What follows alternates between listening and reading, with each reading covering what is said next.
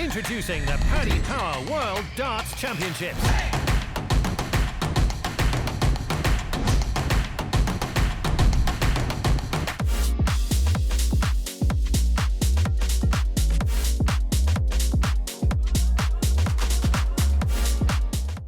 Welcome back to Online Darts. We're here in Cardiff for the Modus exhibition.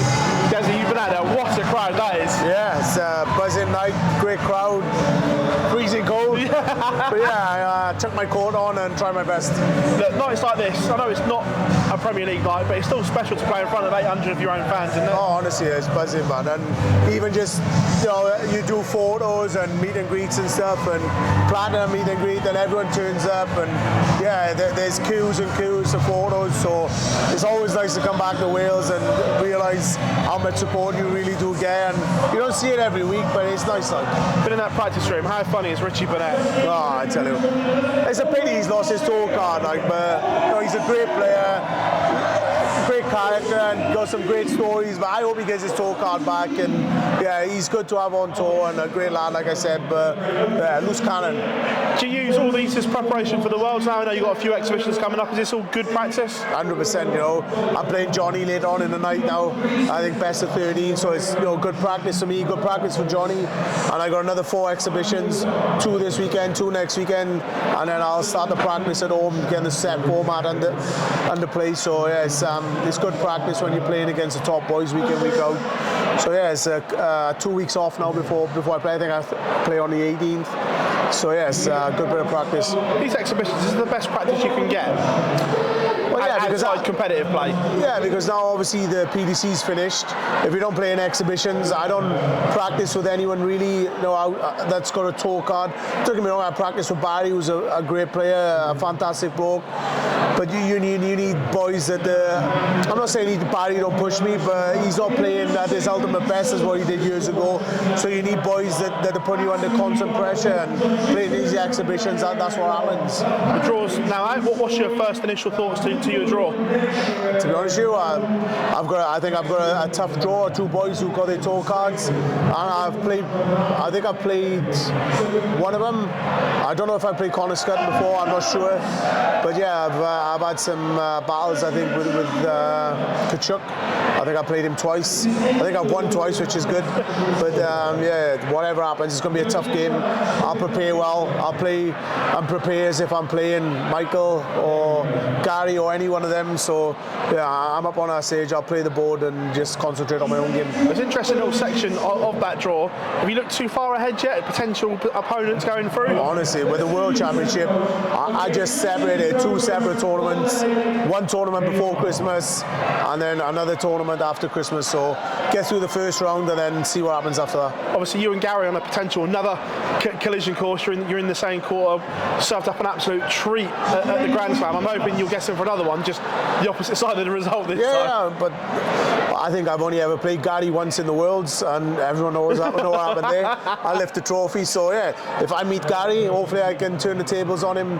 What happened in the Grand Slam, he played fantastic. I played really well as well, just obviously missed a couple of opportunities, but yeah, if I can turn the tables, if we meet in the quarterfinal last 16, yeah, whichever one, then yeah, hopefully I can go on and lift the trophy if I come through that one. Night of Champions as well. Obviously, I was there in London. That must have been a special feeling, all of you under the same roof for the first time. That may not happen again. It was a real special night. Yeah, exactly. That's what you said right there. It probably will never happen again. You had 11 world champions all on one stage, and obviously you got some of the older boys that are getting on a little bit, and yeah, 30 years of world champions. So I don't think you'll ever see that moment again. And obviously during the moment you don't really think about it, but looking back and reflecting, just sitting on the stage with the likes of, obviously I didn't sit on stage on the night with Phil Taylor and Dennis Priestley, but just listening to them talk about their stories and the way the PDC evolved and obviously the way it started and everything,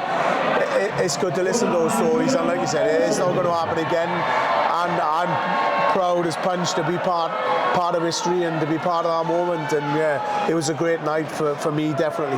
Now I'm guessing the aim is to add a second star to your shirt and win a second world title, because I know you spoke about on the night about being behind closed doors. It didn't quite feel real. I'm guessing this one would be a real icing if you could go and do it this year. Yeah, I'm playing well enough to win any tournament. You just sometimes you need to have a little bit of a rubber green, and people play well against you for one round and then knock you out and play rubbish from there on in, or just get knocked out the next round. So as long as I keep playing well, keep knocking on the door, one time it'll open and there'll be a trophy there for me to pick up. So hopefully it's this one. I mean, I know Luke Humphries have been playing fantastic this year, but I'm sure he'd give all those 3 trophies up that he just won for a world champion trophy in his cabinet. So yeah, if I can lift that one up, then it'll be a lot more than them 3 that he's won.